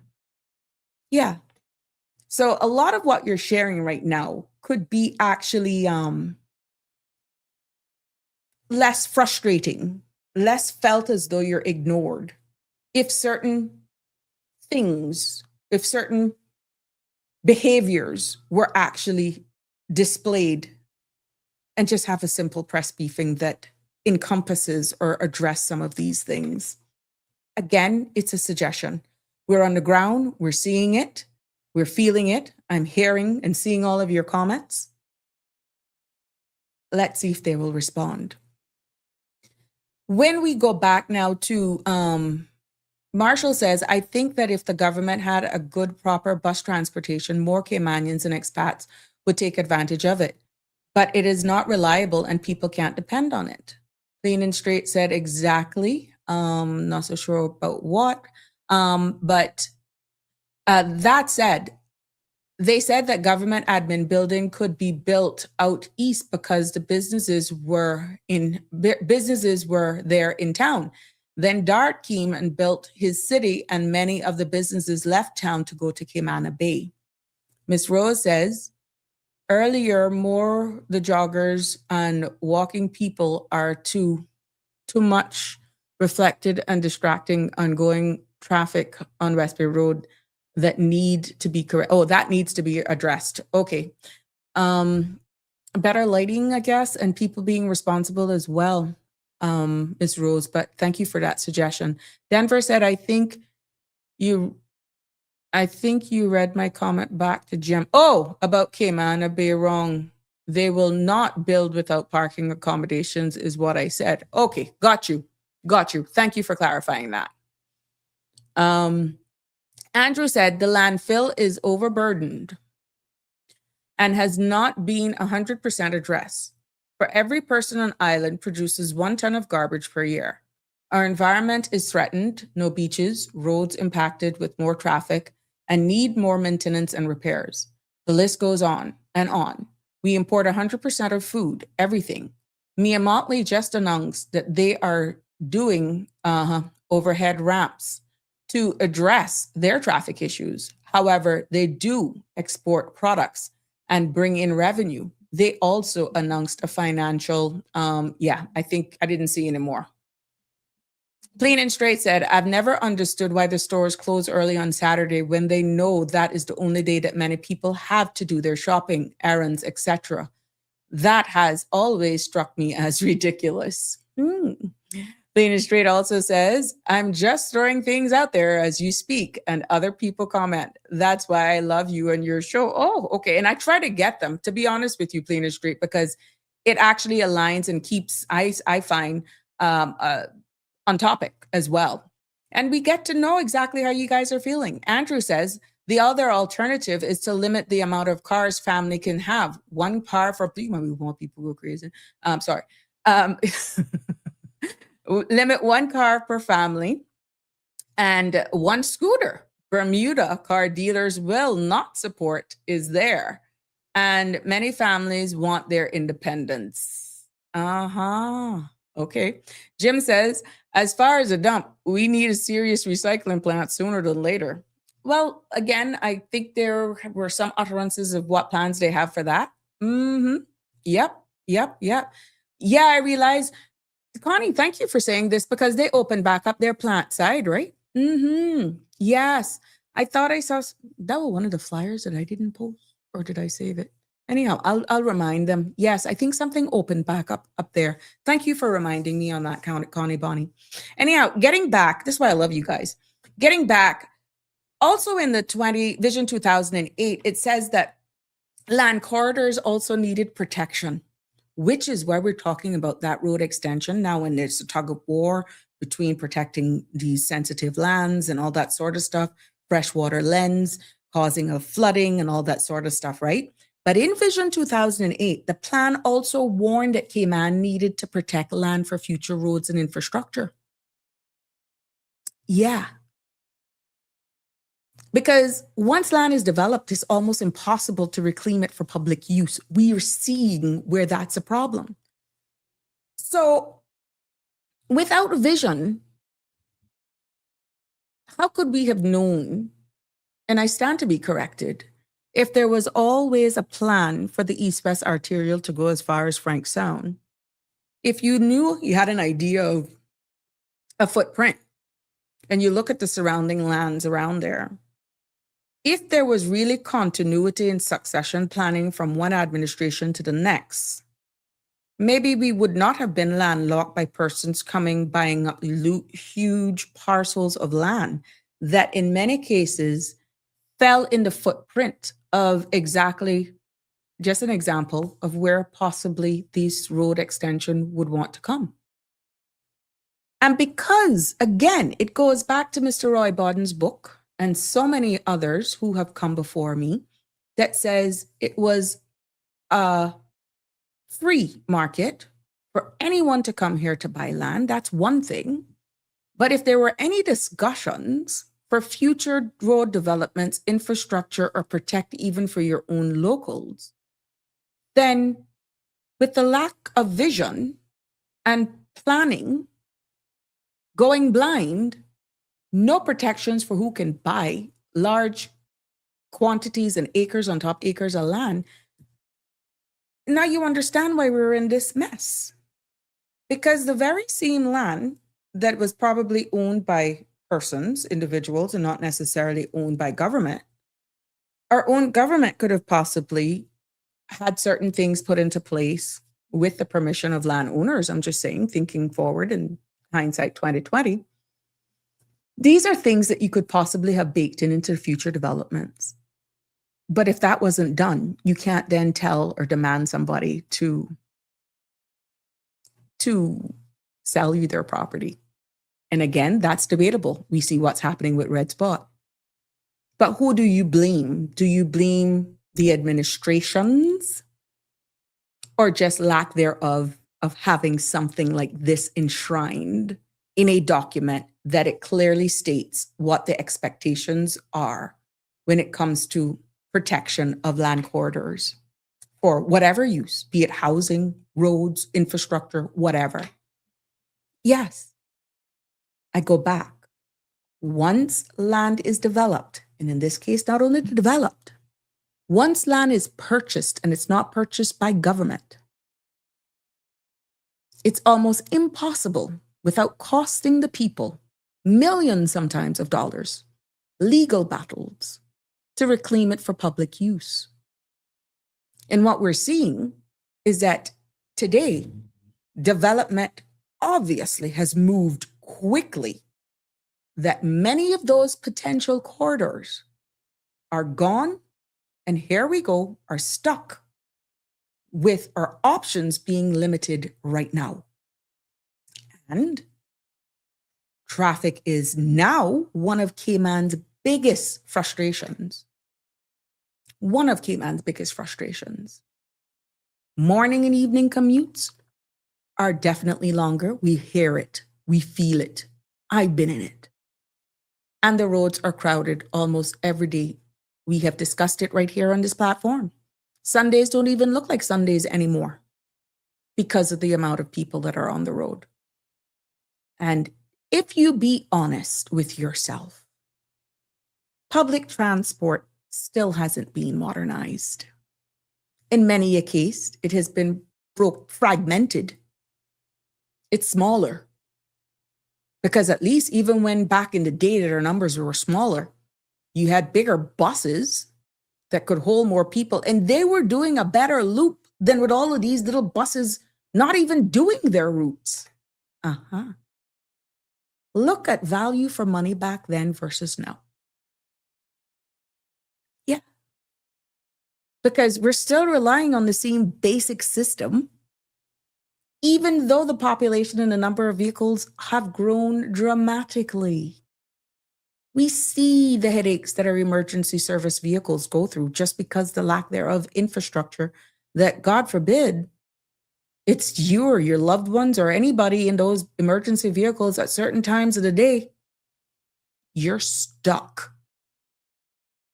And we see where road expansion is reactive, not proactive right now. That's what we're seeing. The big discussion about the roundabout right by Hurley's, that was reactive, not proactive. And what we're seeing is that we fix problems after they happen instead of planning ahead.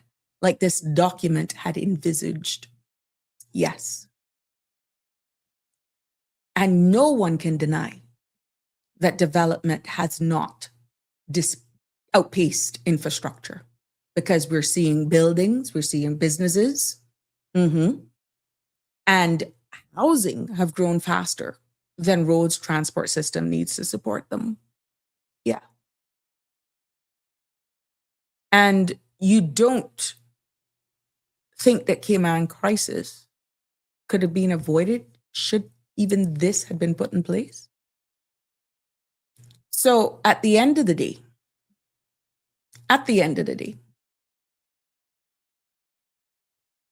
we have an opportunity to go forward. We have an opportunity to at least give it a chance. What will it be?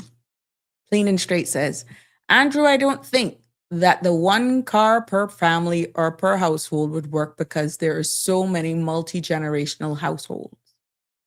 Plain and straight also says, government also needs to limit the amount of land that one person or one family can own. That limit should have been put in place a long time ago. All I got to do is read Mr. Roy Borden's book. That's a shameless, unsolicited plug. The man has it in his book. He has it in his book. You compare that with this Vision 2008. Denver says, our very own politician had vision, okay? Vision to purchase land where certain roads would be developed and sold it back to government. Same thing probably happened with the Eastern Highway development. Eastern Highway development. Well, would you call that inside trading? There are certain things as well that you could actually put in place that would stop that as well.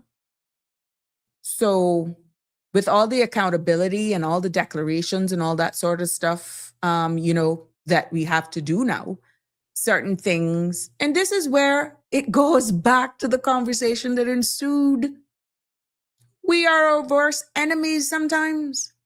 And okay, what's the balance? If it is our own people who are doing it versus somebody else, or you would be okay if it was something where it was beneficial, where the government, so that everybody can benefit. You see, that's where the balance comes in. If it appears as though it's inside trading, then you say the person is dirty, that is wrong, they're making money off the backs of the poor people. You see, where is the sweet spot? Where is then fairness? Is it okay then if it's all Caymanians come together for the greater good and we all help each other to develop? Would you say, Denver, that was wrong on the surface? Yes, it looks away. It does. Would you then say it's on the backs of the people? Or would you say then it would have been best for government to have identified it from the get-go instead of that happening? Yeah. Andrew says, roads open up real estate development, access for housing, commercial businesses, agriculture, clinics, and recreation for individuals. Proper planning and infrastructure zoning and implementation needs to be put by individuals who can advise accordingly. Have we failed to plan or just didn't take the time to discuss? It's a bit of all two. We didn't fail to plan in 1999. We failed to execute. There was lack thereof of political will that dates back long before my time.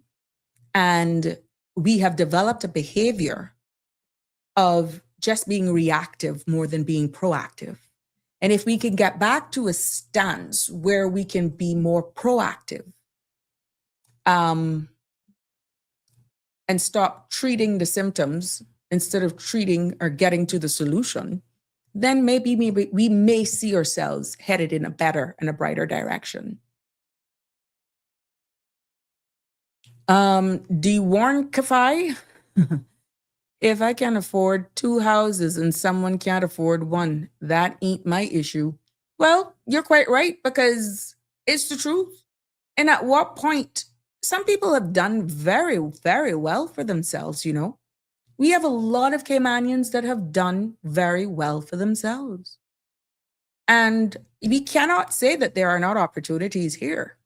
But what people are saying now, my love, is that it's becoming less of a reality of possibly getting into that position with the current environment. That's what's being said right now. I was speaking to a friend just day before yesterday, and they're saying, you know, it's a family, young enough, beautiful, they got good paying jobs, but they have identified that they will never be able to possibly, based on the criteria being set, to see where their money now that they're making are giving them the distance that someone making what they're making today made 8-10 years ago gave them the distance. You're not getting the distance, and that's where inflation comes in. So you could be a household of $10, $15, $18,000 a month. Let's round it off at $12,000 a month. Where that income household of, let's say, 3 or 4 persons would have created a good life, pay your bills, your mortgage, give you some stuff back in your money. It's not giving you the same distance today. And that is, you're working just as hard, in some cases harder. And these are young Caymanians that are speaking this way because they're seeing it. But I enjoy engaging with Caymanians who are not talking about this one, that one, but they're just having the sound conversation, looking at the infrastructure, looking at the bank, looking at the requirements. These are the types of conversations that are now being had because they're aware. But you're also hearing like defeated because of the environment. And you just have to be honest that yes, it is just now that some of our young persons are reaching to the point where they're identifying that they're not getting the mileage of their income that someone making a $15,000 salary or a household per month of $15,000 per month, you do not get the same mileage. Just go to the supermarket, try to pick up 3 items and look at what you're paying. You don't get the same amount of groceries you got even 6 months ago, a year or 2 ago. You don't get the same amount. And it's the same thing now that's reflecting. And when we have our own young persons, first-time homeowners are trying to go to get financing for property, for owning their own home. And that's what they're actually feeling right now. Yeah. I want to pick back up where I left off. I don't want to miss some of these. Marshall, I hope I don't miss anybody. Marshall is saying, I remember from when I was going to school, there was talk about 1 or 2 cars per household. This is now 2026. If it didn't work then, I don't see it working now. It's even worse now, my love. DS, whatever this is, 114 says, we need to stop selling our land and just lease them. Also, the vultures are being strategic to clean out town, then buy them now and rebuild 1 spot at a time. My dear, like I said earlier on, I don't know at what point you actually tuned in. I said you are now finding that regular persons are being able to identify certain things. And statements like this will answer a lot of questions that were being asked before yours. And you have created a lot of answers to a lot of the comments that have been shared today. We are now getting to a point when we're being more educated, being more informed. We're seeing more. We're asking the right questions. So thank you for that comment. Thank you. Because you have answered a lot or shed some light or caused people to see things in a different perspective that aligns quite nicely with what you have stated here. Denver says, government knew and should have bought the property, and any property that will be in line with a government development, even foreign development, which will become very controversial, but the Cayman protection in today's world. And Denver, this is what Miss Anita, I keep calling Miss Anita's name. There's a reason for that. Because she's saying, what do we have to do to make sure this government modernize this? Everything of what you're saying right there. If this document of Vision 2008 is modernized to take us into the next 15, 20, 30 years, it's not static. It means it can be amended as we go along. But what should be entrenched in it is not that you are pigeonholing future administrations, but this should definitely be an anchor for where the people of the Cayman Islands see their country going. Because we saw where this was the blueprint that was discussed from 1999, presented in 2001 by the then McKeever Bush, but never went anywhere. What I am getting now is that people are saying, we got it right in 1999. Let's not sit on our laurels, do nothing, because we have something to compare a Vision 2008 document with 25 years later. For what is a reality that just if we had actually kept on that path as an anchor to, let's say, administrations of 10 years, 12 years, we would be in a better position now. That's all I'm getting from people right now. So I'm hoping that this administration, being a mix of not one dominant party, but a coalition, will understand the importance of their representation to everyone and put this as something that they can come back to the people of the Cayman Islands and says, we've not only heard what you're asking, we commit to getting this become a reality in 2026 and definitely before 2029.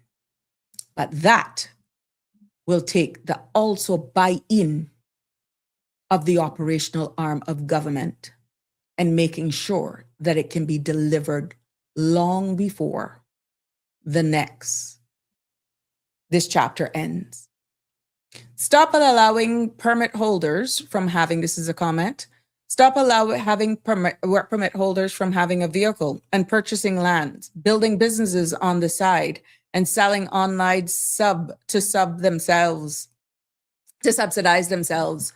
Yeah, again, it all comes into accountability, enforcement. More and more, you will all hear me say, we can have as much laws in the world as you want. If we don't have them enforced, those laws are only inks on a paper. If they are not being enforced, it's just blowing smoke. It's blowing smoke. Andrew says, the average purchasing price of $1 is less than 23 years ago. I could buy a 1,300 square feet, 2-bedroom apartment for $145,000. Today, I have to pay $499,000 for that unit. Your salary does not jump 3 times, where I can afford even a bread at the supermarket. That used to cost 75 cents. Now, $3.50. I remember as a kid growing up running in the back of Godfrey's for true, Andrew. True. I could take $1 and go to Godfrey's and buy the fresh bread. Those days it was from Norbert. Yeah. And it used to be coins in my hand and I would get a loaf of bread. Now, yeah. You're quite right. So I'm glad you put that into perspective because it ties back into what my friend and I were talking about. And yeah, they're just not getting the mileage. So you have put it into words exactly what we were saying in the process of even home ownership or purchasing and owning of land. Yeah. Denver says, I believe this coalition government has an outside leader, one that was not elected. Well, I don't know. Only time will tell for that one. But yeah. Let's see. You like a osterizer blender in a Denver. You. One of the big things that came about in this document as well of Vision 2008, it covered culture and identity. And that's where we get a lot of people going now. The heart of the plan, Vision 2008 emphasized, yes, culture and identity. And what it meant under that section as we talk about the great immigration reform that is expected to now come in effect on April 2nd, no longer on All Fools Day, is that it was envisaged back in 2008, Vision 2008, of protecting Caymanian culture. And Vision 2008 made it very clear, listen to me, Vision 2008 made it very clear that Caymanian culture needed to be protected as the islands continued to grow. They identified it from 1999.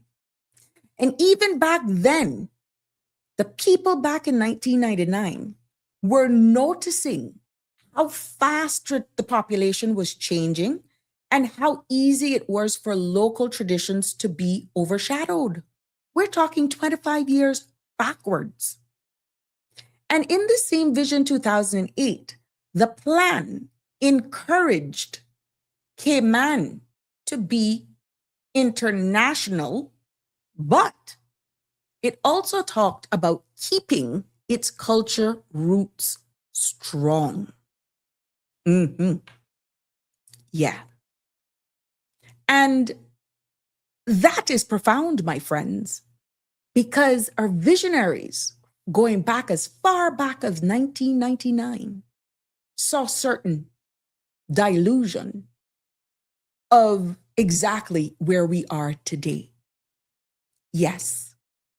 It also highlighted strengthening community bonds. And one of the goals in the Vision 2008 was to keep Caymanians' sense of community alive. And the feeling that people look out for each other. Jimbo always says that here. That was one of the key things that drove him here. And so many others have shared those same sentiments, right? And know their neighbors and stay connected. We can barely even use the roadway now before you're being called all sorts of racial slurs. And you see where we're going. You see where we're going with that. Yeah. And Vision 2008, my friends, recognized that rapid development could weaken those very same bonds if we didn't actively work to maintain them. Yes, because that very same document as well, it encouraged more community events. Remember, we had Family Fair Day. We had a lot of things that used to happen in the center of town. We had Pirates Week where we had the largest numbers coming out. Yeah. And these community events were to be held in shared spaces and opportunities for people to just come together. Now it's almost selective. And there's just certain things that can only be held at certain venues. Whereas Georgetown is the capital. Yeah. And guess what? This same document emphasized and highlight the importance of teaching Caymanian history in our schools. The plan highlighted the importance of teaching not only the culture, the heritage, but our history and the values in the school system. And the idea was pretty much simple based on what I found in this document.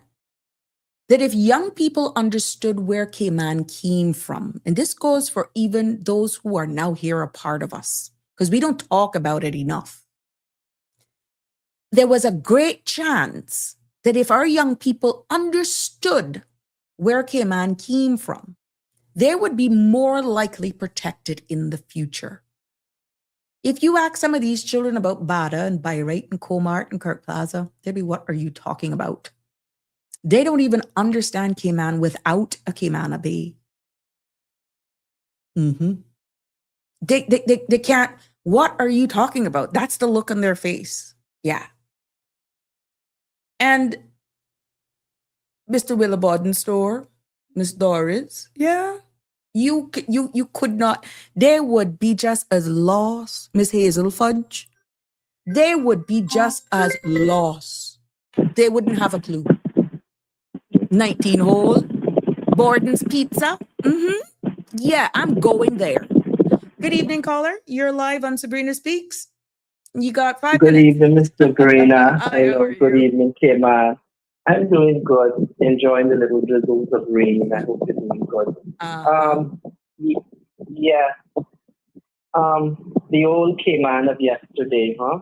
I was just thinking this afternoon about years ago when I'm looking now at Martin's Cove condominium. I'm going, it was such a beautiful place to stay because I lived there many years ago. And we take for granted the few little things that make Cayman, but like what you're saying, all of the old things, the young children of today, they have no idea what that was. And what we have done is we have lost a lot of our culture because we do not teach it properly, and it's not handed down a lot of the times to those that it should be handed down. Because, culture should be taught in school. And when we take things away, then we don't learn about what the past was. But I remember that grand plan of 2008, and I think the Tower Building was still around. Most people don't even know about that. Remember that? I remember my mom used to work there. It's the little. I keep telling people it's the small things that we have forgotten that make Cayman what it should be today. And when, like one of your listeners, Mr. Jim, said in his message there, we're not thinking about tomorrow. We're only thinking about today. And it seems like money seems to be ruling. And when do we say enough is enough, huh?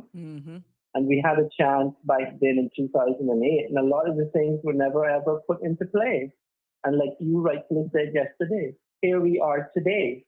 It's in our face, and what do we do about it now? And we have to somehow get to a point where, as Caymanians, we realize that what little bit that is left, we need to try to save it, and we need to try to push forward with a plan. Because there seems to be no plan, I look around here now and I see the small little things that are changing. And I'm one of those that keep saying I wanted to see the small. I had to see changes before I believed something could be done. I keep telling people, Cayman is probably at its last end. If we do not get this right this time, we're not going to have a second time.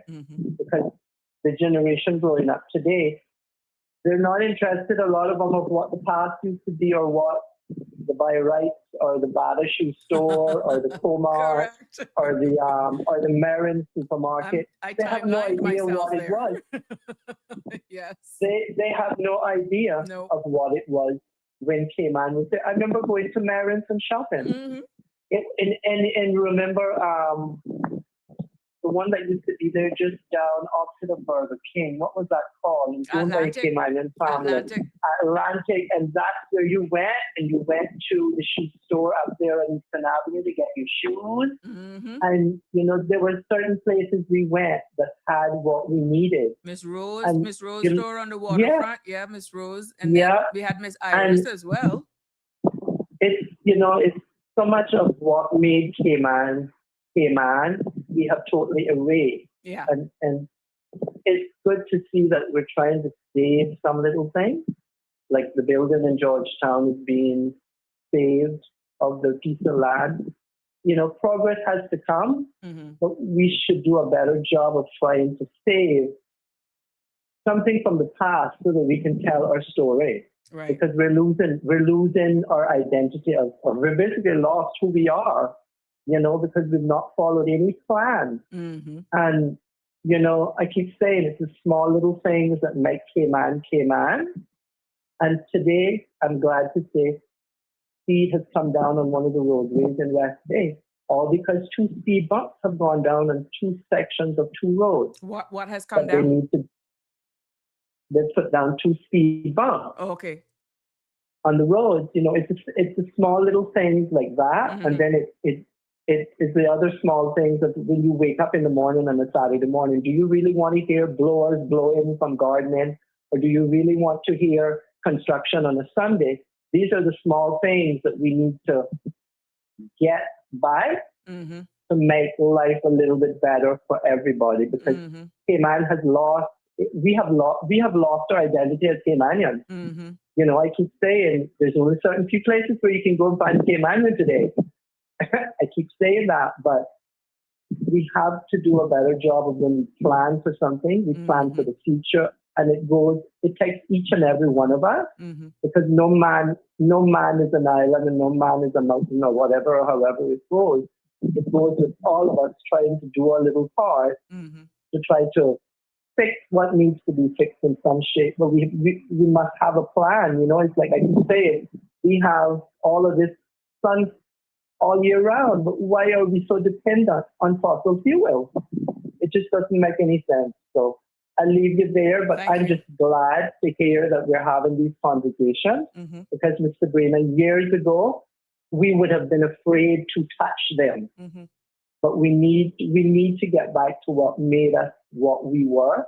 Yes, we've advanced, but we've advanced way too far, and we need to put a halt on some things and say, look, for the love of money is not the reason what made Cayman Cayman. Mm-hmm. What made Cayman was the small little things, and we need to get back to its plan, and hopefully we will get it planned that works somehow. Mm-hmm. So I am one of those now that as I see the changes, I'm becoming more hopeful Right. of that. Yes, this little place can be saved, but it has to be done now. Well, 'Cause it starts here. It starts you know, here. We opened the door, it and I starts only went here. back to Yeah. 2017 with another conversation, and the Vision 2008 came up, and I was like, "Wow, this has opened a Pandora Yeah. box." And I said, Yeah. Jim and other people advocated, look, we need to hear exactly what's in this document, because now we're seeing Yeah. exactly what was in the document, and it's coming to reality here in the front of our faces. Why not And dissect the document and then ask for it to Yeah. be revised now by this Revised to administration? move a plan forward. Correct. And Miss Anita has been an advocate for it, so her, We have Siobhan, to. and a lot of other people have been Yeah. advocating where and how can we get this administration to listen, pull back out this document. We get it. And let's get it modernized, and let's Yeah. get it. Let's chart our course moving forward. We can't allow Yeah. We others to agree. just come and do that for To us, chart it for or, us. or Mm-mm. we do it on a reactive instead of dealing with solutions. We're treating symptoms, and that is our biggest problem. Mm-hmm. You got to nail it in the head. And Correct. but you know what? I just want to say this. Remember the big old hoopla about the gentleman with the dive little dock down there on Northwest Point Road? Oh yeah. I hope he's listening. I hope this gets back to his ears, because this is a way of showing sometimes that when your mouth, let me rephrase that. When Caymanians come together, although we might be small in numbers at times, we can get stuff done. Obviously, somebody had to listen, and someone is listening, because that section right there where it comes off of Town Hall Road and go off to Northwest Point, there is now an actual sidewalk for the rest of the public beach, and the road has been changed up, because I hear there is plans to put, I guess the vendors can sell their stuff, souvenirs and stuff there. All that has been changed. So just to say this, that gentleman called us all kind of names and went on about this and that, and we couldn't go on his dock to fishing as Caymanians. But look at what has happened now. I wonder what his reaction is when he sees that the government has come in and done this.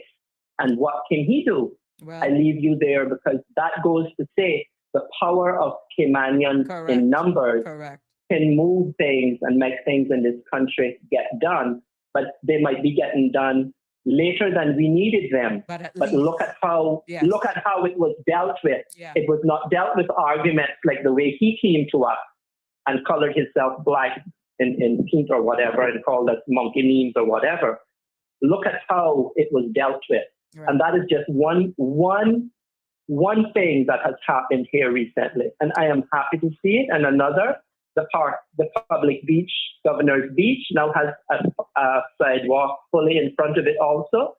So things are slowly changing. Yeah. But we need to look back at that 2008 plan. And if we have to go out and get into numbers and do peaceful protests for the government of the day today to listen to us, that's what we must do, because we must band together as Caymanians and save what little bit is left. We welcome everyone to our shores, but you must respect the way and the law of the land, and we all have to. And that's what makes this place so unique, and it's paradise. And I thank you. Thank you. Have a blessed evening. I'll give thank you you this for- much before you go. No, There was a round of applause. but I will go. I will go back without. We can say things Yeah. in ways as not to incite further disagreements among anyone here, but we have to let people know that you have come and found us here. This is Cayman, and we are welcoming you. But there are things that sometimes we want change, and change is finally coming. And I applaud the government of the day, and I applaud every voter that went out and voted. I keep applauding them because you. keep your voices open going, because that's what changes things, and that's how people's attitudes change. And if we come together in small numbers, we become bigger. Thank you. So thank you, Leave me Cayman, there. and have a good evening, Miss Sabrina. Likewise. Thank you. Take care. Thank you for your Bye-bye. contribution. You Bye-bye. too. Bye-bye. There we have it. We come to an end, but I got to read Miss Anita. I hope I don't get in trouble here this evening. Miss Anita says, this is not a recent occurrence. I wish we knew exactly the individuals, corporation, countries really behind the curtain, really running, calling the shots in our beloved Isles, Cayman. And from when did it start is the question. Did we start down this path when the various companies' laws were written in the early 70s to make Grand Cayman a tax haven? Many of those North American and British lawyers milked the system, becoming quick millionaires many times over. And sadly, it gave the Cayman Islands a bad name. Jim is saying, sadly and tragically, Chet, you're outnumbered. And as far as I'm concerned, it should have never have happened. I think Jimbo is responding to a comment there. And Denver is saying, Miss Anita Ebanks, yes. You and I know that that's not our generations of lately. Unfortunately, some of them late arrivals here doing the same thing is what Denver is saying. And he says, no, that was a correction, meaning he knows. Aliano says, can we not those big pairs like, I'm thinking you're saying, can we not do those big pairs like the ones in the United States, in the US? Sorry, get one of those big piers. Okay. You're asking not to get it or to get one like the US. I'm not so sure, Aliano. But anyhow, ladies and gentlemen, that brings us to the end of this episode of Sabrina Speaks. Tomorrow evening, I'll be back on with you at 5. But guess what? I will only have an hour of Sabrina Speaks because I have a commitment that I have to go to. I promise you this will not be a regular occurrence. And, you know what we will do for the first hour? I will definitely open it up to you for you guys to share. And definitely when you do the comparison, ending up of this document to bring this to an end, it was very little that remains. And we were talking about more preserving our traditions. And when you feel exactly the 2026 comparison with how we feel with our traditions is really is all that remains for me to discuss of this. But I think the message has been sent. We have aired it. We have brought this Vision 2008 to the surface. Thank you for your comments. I know that they're being heard. Now we're going to wrap this up tomorrow. Remember, it's only an hour tomorrow. We're going to wrap this up tomorrow. And then we're going to see exactly what response we get from our leaders that be, and that's based on your acts. But what I want you all to also do is do not stop asking the right questions. Don't refrain from reaching out to your elected politicians and put the pressure on them to consider this. At the end of the day, your voice is just as important now as it is during a campaign. Yes, you're even more powerful now because you're not going into certain things blindly and you're not holding them hostage. They're there to serve. And for years, we have seen where persons have asked for a national print for where we're going in the future. And this is the closest to one that we have had. I'm hoping that you're finding these episodes informative, educational, and pulling back the curtains on a Cayman that we can still have that was in the making 25 years ago. Let's no longer talk about it. Let's bring it to reality. Please be safe on the roads. Until tomorrow, love you lots. Good night and take care. That's a wrap for today's edition of Sabrina Speaks. Thank you for tuning in and for being part of the conversation. Remember, the dialogue doesn't stop here. Stay engaged, stay informed, and most importantly, stay empowered. We'll be back tomorrow at 5 p.m., same time, same place, right here on CMR TV and radio, where your voice matters and your truth is heard. Until then, Cayman, take care of yourself and each other. That's it for today's edition of Sabrina Speaks, where your voice matters, your story counts, and your truth is always welcome. Join us weekdays from 5 until 6:30 p.m. right here on CMR TV as we dive into the topics that matter most to you. Catch the show live or on demand at cmrtv.com. And don't forget to follow us on Facebook, YouTube, and Instagram so you never miss a moment. Until next time, stay informed, stay engaged, and always speak your truth.